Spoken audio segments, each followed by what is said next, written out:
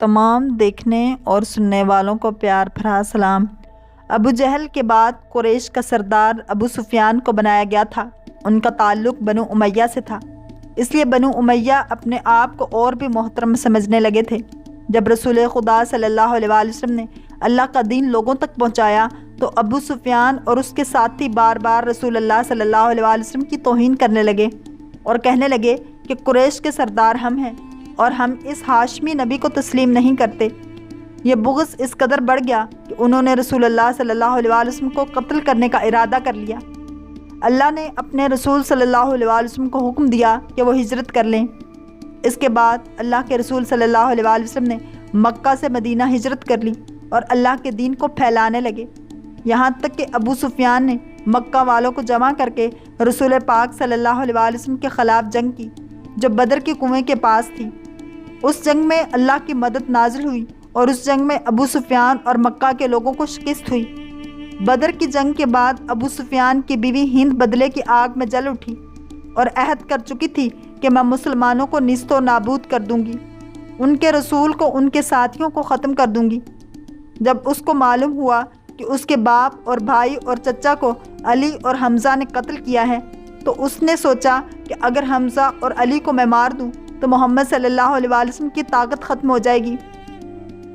اس نے اپنے ایک غلام جو کہ بھالا پھینکنے کا ماہر تھا اس سے شرط رکھی تھی کہ اگر تم حمزہ کو مارتے ہو تو میں نہ تمہیں صرف آزاد کر دوں گی بلکہ جو تم چاہو گے وہ بھی دوں گی۔ ابو سفیان قریش کا بدلہ لینے کے لیے دن رات سخت محنت کرتا رہا، سازشیں کرتا رہا کہ مسلمانوں کو نیست و نابود کرنا ہے، اور ٹھیک 1 سال بعد قریش 3000 جنگی پہلوان جو اپنی سامان سے لیس تھے مدینہ کی طرف راغب ہوئے۔ رسول اللہ صلی اللہ علیہ وآلہ وسلم کو جیسے یہ خبر ملی تو اللہ کے رسول صلی اللہ علیہ وآلہ وسلم نے سوچا کہ مدینہ میں رہنے والوں کو کوئی تکلیف نہ ہو، تو آپ 1000 لشکر کے ساتھ کوہ احد پر آ گئے۔ تبھی اس جنگ کو غزوہ احد کہتے ہیں۔ جنگ شروع ہوئی، قریش اور مسلمان ایک دوسرے کے مد مقابل آنے لگے۔ رسول اللہ صلی اللہ علیہ وآلہ وسلم مسلمانوں کو پہاڑ کے چاروں طرف اپنی اپنی جگہ سنبھالنے کے لیے فرما ہی رہے تھے کہ اتنی دیر میں خزرج قبیلے کا سردار عبداللہ بن ابی ابی اپنے 300 ساتھیوں کو لے کر مدینہ واپس چلا گیا اور جو مسلمانوں کی فوج کی تعداد 700 رہ گئی۔ مسلمان لشکر کی ایک جانب پتھریلی پہاڑی تھی، پہاڑی پر رسول اللہ صلی اللہ علیہ وآلہ وسلم نے 50 تیر کمان کا ایک دستہ متعین کر دیا تھا اور یہ فرمایا تھا کہ مسلمان جنگ جیتیں یا ہاریں تم کو یہ جگہ نہیں چھوڑنی ہے، کوئی بھی صحابی شہید ہو یا غازی ہو جائے تم کو یہ جگہ نہیں چھوڑنی ہے۔ اصحاب نے اس بات کو تسلیم کیا کہ پچھلی طرف سے یہ صحابی لشکر کا دفاع کر سکیں۔ جیسے ہی کفار نے حملہ کیا ویسے ہی کہیں حضرت حمزہ کی تلوار نکلی تو کہیں حضرت علی شیر خدا دشمن کو نیست و نابود کر رہے تھے۔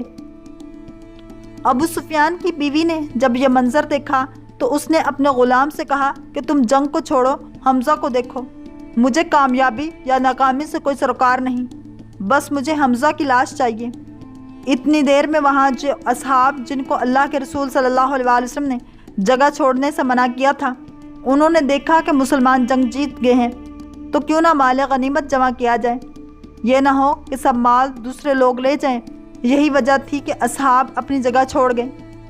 جیسے ہی انہوں نے اپنا مقام چھوڑا قریش کے ایک دستے نے موقع کا فائدہ اٹھایا اور چوٹی کے پچھلے حصے سے حملہ کر دیا۔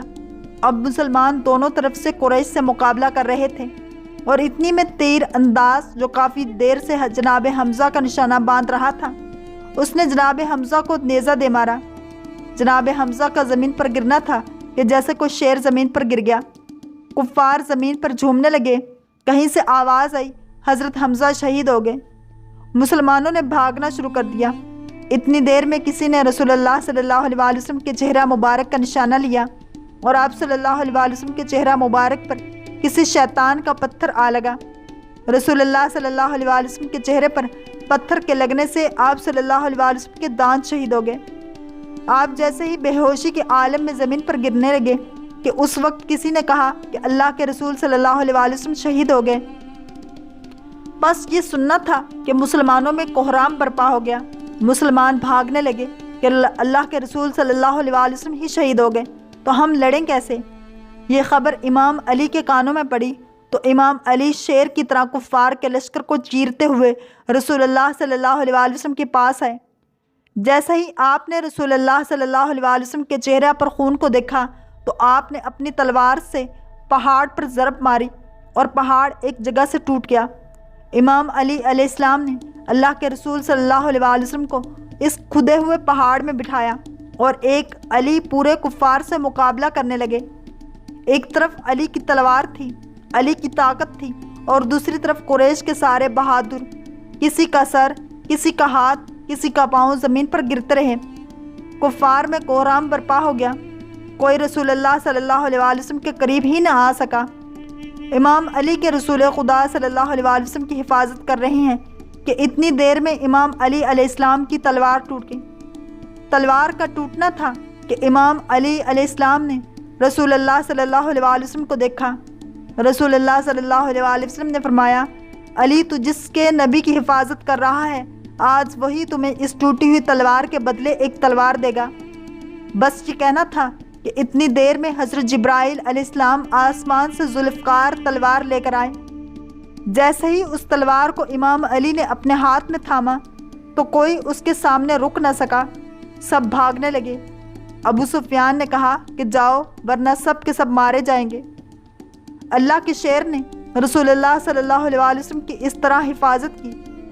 بس جب کفار بھاگ گئے تو امام علی علیہ السلام نے رسول اللہ صلی اللہ علیہ وآلہ وسلم کو اپنے ہاتھوں میں بلند کیا اور فرمانے لگے کہ رسول اللہ صلی اللہ علیہ وآلہ وسلم ہمارے ساتھ ہیں۔ جیسے ہی اصحاب نے رسول اللہ صلی اللہ علیہ وآلہ وسلم کو دور سے دیکھا، ان کے چہرے مہکنے لگے اور وہ قریب آ کر اللہ اکبر کی صدائیں بلند کرنے لگے۔ اور جو اللہ کے شیر حضرت علی کرم اللہ وجہ الکریم نے اللہ کے رسول صلی اللہ علیہ وآلہ وسلم کی حفاظت فرمائی۔ اس تلوار کی بناوٹ دوسرے تلواروں سے مختلف تھی۔ اس تلوار پر آگے کی جانب دو منہ تھے، جس کی وجہ سے اسے دو دھاری تلوار بھی کہا جاتا۔ اس تلوار کی دھار اس قدر تیز تھی کہ بڑے سے بڑے سورما بھی اس کا مقابلہ کرتے ہوئے گھبراتے تھے۔ امام علی علیہ السلام کے پردہ فرمانے کے بعد یہ تلوار امام حسن علیہ السلام کے پاس آئی اور پھر ان سے امام حسین علیہ السلام کے پاس آئی۔ کہا جاتا ہے کہ کربلا میں امام حسین علیہ السلام نے یزیدی لشکر کے ساتھ مقابلہ کرنے میں بھی یہی تلوار استعمال کی۔ امام حسین علیہ السلام کی شہادت کے بعد یہ تلوار یزیدی لشکر نے لوٹ لی۔